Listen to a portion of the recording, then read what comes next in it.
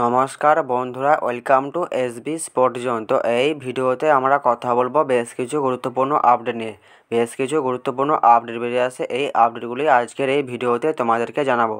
তো আজকের এই ভিডিওতে যে সকল ক্লাবগুলিকে নিয়ে আপডেট বেরিয়ে আসে সেগুলি হলো মোহামেডান এসসিকে নিয়ে একটা আপডেট বেরিয়ে আসছে, এছাড়াও ইস্টবেঙ্গলকে নিয়েও একটা আপডেট বেরিয়ে আসছে এবং আগামীকাল ইস্টবেঙ্গলের ম্যাচ শেষে ইস্টবেঙ্গলের প্লেয়ার এবং ইস্টবেঙ্গলের হেড কোচ তারা যে মন্তব্যগুলি করছেন সেগুলো তোমাদেরকে জানাবো এবং আজকে মোহনবাগানের বেস্ট প্লেইং এক্সারসাইজ কী হতে পারে সেটা নিয়ে আমরা হালকা করে আলোচনা করব। তো চলো বেশি দেরি না করে ভিডিওটা শুরু করা যাক। তো প্রথমে আমরা যদি কথা বলি মোহামেডান এসসিকে নিয়ে, তো মোহামেডান এসসিকে নিয়ে যে আপডেটটা বেরিয়ে আসছে সেটা হলো যে মোহামেডানের কোচিং স্টাফে যোগ দিলেন রাজস্থান ইউনাইটেডের প্রাক্তন কোচ পুষ্পেন্দু কুন্ডু। তো পুষ্পেন্দু কুন্ডু তিনি মোহামেডানের কোচিং অ্যাডভাইজার হিসেবে যোগ দিলেন মোহামেডান এসসিতে। তো মোহামেডান এসসিকে নিয়ে এই আপডেটটা বেরিয়ে আসলো, এটা তোমাদেরকে জানিয়ে দিলাম। এরপর আমরা কথা বলবো ইস্টবেঙ্গল এফসিকে নিয়ে। তো ইস্টবেঙ্গল এফসিকে নিয়ে যে আপডেটটা বেরিয়ে আসছে সেটা হলো যে ইস্টবেঙ্গলের রিজার্ভ দলের ফিজিক্যাল ট্রেনিংয়ের দায়িত্বে রয়েছেন কার্লোস জেমিনেজ স্যানচেজ। তো কার্লোস জেমিনেজ স্যানচেজকে ইস্টবেঙ্গলের রিজার্ভ দলের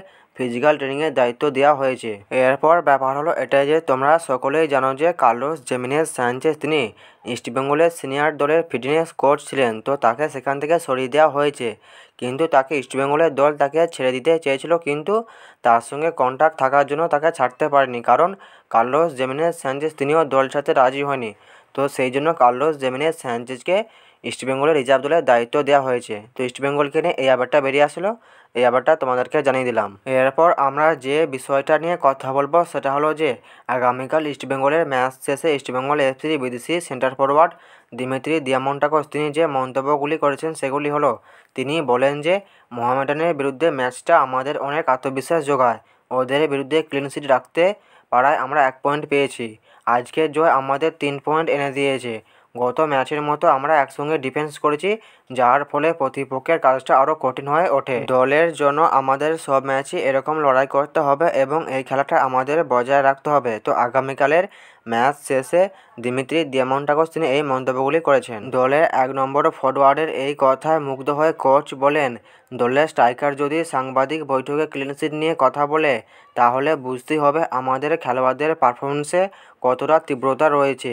দিমি যখন বলছে গোল না খাওয়ার কথা, একসঙ্গে ডিফেন্স করার কথা বলছে, তখন বুঝতেই হবে দলের মানসিকতার একটা বড়সড় বদল আসতে শুরু করেছে। আজকের ম্যাচে তারই প্রতিফলন দেখা গিয়েছে। এছাড়াও তিনি বলেন যে 2-3টে গোলের সুযোগ পেয়ে তা থেকে একটি গোল পেয়েছি আমরা। দিমি যেমন গোল করেছে তেমনই নিচে এসে ডিফেন্সও করেছে। এটাই বোঝায় দলের খেলোয়াড়দের আন্তরিকতা কোন পর্যায়ে রয়েছে। পিবি বিষ্ণুর পারফরমেন্সের প্রশংসা করে কোচ বলেন, বিষ্ণু আজ প্রথম মিনিটেই গোলের সুযোগ পেয়েছিল, যথেষ্ট ভালো খেলেছে ও। ওকে 55 থেকে 60 মিনিট খেলাবো ভেবেছিলাম, কিন্তু ও যেভাবে খেলছিল তারপরে ওকে আরও বেশিক্ষণ না খেলিয়ে পারলাম না। ও মাঠে থাকলে ম্যাচের শুরু থেকে দলের যে কাঠামোটা ছিল তা ধরে রাখতে সুবিধা হয়। ওর খেলায় আমি সন্তুষ্ট। নন্দ ও মহেশ খেললে যে প্রভাব পড়তো ও সেই প্রভাবই ফেলেছে দলে। তো আগামীকালের ম্যাচ শেষে ইস্টবেঙ্গল এফসি হেড কোচ তিনি পিবি বিষ্ণু এবং তার দল নিয়ে এই মন্তব্যগুলি করেছেন। এরপর আমরা কথা বলবো মোহনবাগানকে নিয়ে। তো আজকে মোহনবাগানের সঙ্গে চেন্নাই এফসির ম্যাচ আছে।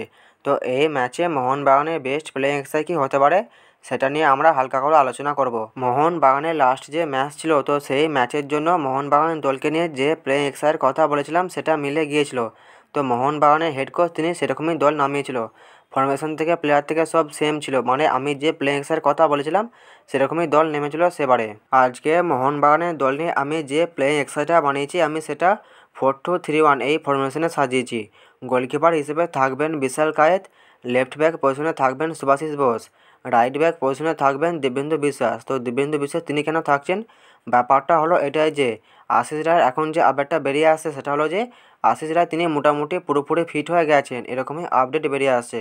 কিন্তু একজন প্লেয়ার সে ইনজুরি থেকে আসছে, হয়তো তাকে প্রথম থেকে শুরু করাবে না, হয়তো সেকেন্ড হাফে শুরু করাতে পারে। সেই জন্য দিব্যেন্দু বিশ্বাস তিনি আজকে রাইট ব্যাক পজিশনে থাকবেন এবং সেন্টার ব্যাক পজিশনে যে দুজন প্লেয়ার থাকছেন তারা হলো বাঁ দিক থেকে থাকছেন আলবার্তো রদ্রিগেজ এবং ডান দিক থেকে থাকছেন টম আলডে। তো এই দুজন প্লেয়ার তারা সেন্টার ব্যাক পজিশনে থাকবেন। তো ডিফেন্স এরকমই থাকবে, ডিফেন্সে তেমন কিছু চেঞ্জ হবে না। এরপর আমরা যে পজিশনটা নিয়ে কথা বলবো সেটা হলো যে ডিফেন্সিভ মিডফিল্ড পজিশন। তো ডিফেন্সিভ মিডফিল্ড পজিশনে যে দুজন প্লেয়ার থাকছেন তারা হলো বাঁ দিক থেকে থাকবেন আপুয়া এবং ডান দিক থেকে থাকবেন অনিরুদ্ধ থাপা। তো অনিরুদ্ধ থাপা তিনি আজকে প্রথম থেকেই শুরু করবেন। এরপর আমরা যে পজিশনটা নিয়ে কথা বলবো সেটা হলো দুই উইংকে নিয়ে। তো দুই উইংয়ে যারা থাকছেন তারা হলো লেফট উইংয়ে থাকছেন লিস্টন কোলাসো এবং রাইট উইংয়ে থাকছেন মনবীর সিং। তো উইংয়ে কোনো চেঞ্জ হবে না, উইং একই থাকবে এবং মেন পজিশন হলো attacking midfield position. Attacking midfield পজিশনে কোন প্লেয়ার খেলবে সেটা বড় ভাবার বিষয়। ব্যাপারটা হলো এটা যে দিমিত্রি পেত্রাদোস তিনি লাস্ট ম্যাচে দুর্দান্ত পারফরমেন্স করেছিলেন, আবার এই দিক থেকে গ্রেগ স্টুয়ার্ট তিনিও পুরোপুরি ফিট হয়ে গেছেন। কিন্তু আমার যেটা মনে হচ্ছে দিমি আজকে প্রথম থেকে শুরু করবেন অ্যাটাকিং মিডফিল্ড পজিশনে, কারণ গ্রেগ স্টুয়ার্ট তিনি একটা ইনজুরি থেকে ফিরছেন, হয়তো তাকে প্রথম থেকে নামাবেন না, তাকে হয়তো সেকেন্ড হাফে নামাতে পারে। দিমিত্রি পেত্রাদোস তিনি প্রথম থেকে শুরু করবেন, তো সেই জন্য আমি দিমিকেই এই পজিশনে রেখেছি। এবং স্ট্রাইকার হিসেবে যে প্লেয়ারটি থাকছেন তিনি হলেন জেমি ম্যাকলারেন। তো জেমি ম্যাকলারেন তিনি স্ট্রাইকার হিসেবে খেলবেন, কিন্তু এটা আমার ব্যক্তিগত মতামত যে কোনো একটা ম্যাচে জেসন কামিন্সকে প্রথম স্টার্টিং 11-এ রাখা উচিত। ব্যাপারটা হলো এটাই যে জেমি ম্যাকলারেন তিনি তেমন একটা নজর কাটতে পারছেন না, তো তার পরিবর্তে জেসন কামিন্সকে একবার হলেও প্রথম থেকে সুযোগ দেওয়া উচিত। তো এটা আমার ব্যক্তিগত মতামত যে জেসন কামিন্সকে একবার হলেও প্রথম থেকে সুযোগ দেওয়া উচিত। ব্যাপারটা হলো এটাই যে গ্রেগ স্টুয়ার্ট তিনি চোট পাওয়ার পর তার জায়গায় দিমিকে খেলানো হয়।